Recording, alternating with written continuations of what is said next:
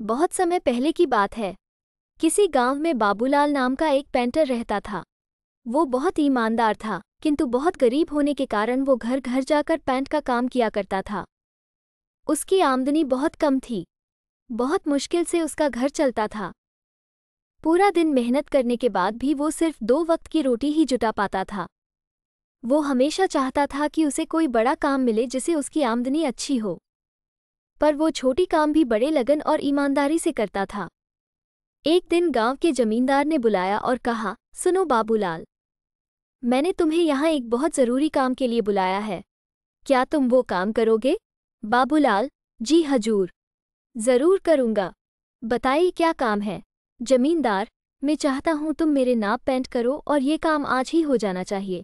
बाबूलाल, जी हजूर, ये काम मैं आज ही कर दूंगा। सामान लेकर जैसे बाबूलाल आता है वो नाव को रंगना शुरू कर देता है। जब बाबूलाल नाव रंग रहा था तो उसने देखा नाव में छेद था। वो सोचा अगर इसे ऐसे ही पेंट कर दिया जाएगा तो ये डूब जाएगी। ऐसा सोचकर वो छेद को भर देता है और नाव को पेंट कर देता है।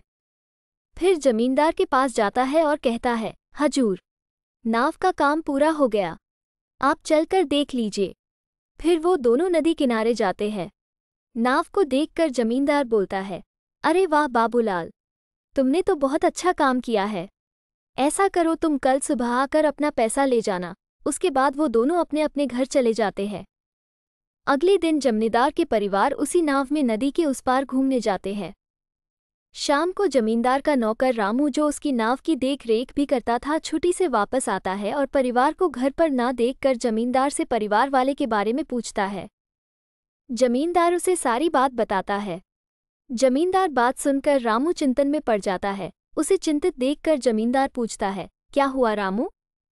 ये बात सुनकर तुम चिंतित क्यों हो गए? रामू, सरकार, लेकिन उस नाव में तो छेद था।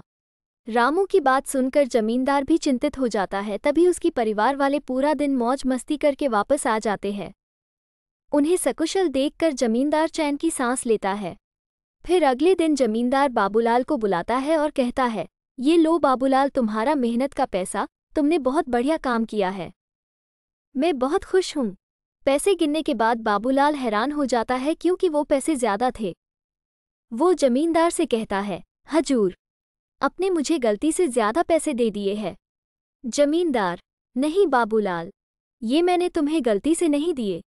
ये तुम्हारी मेहनत का ही पैसा है, क्योंकि तुमने बहुत बड़ा काम किया है। तुमने इस नाव की छेद को भर दिया जिसके बारे में मुझे पता भी नहीं था। अगर तुम चाहते तो उसे ऐसे भी छोड़ सकते थे, पर तुमने ऐसा बिल्कुल नहीं किया, जिसके लिए मेरे परिवार सुरक्षित घर वापस आ गए हैं।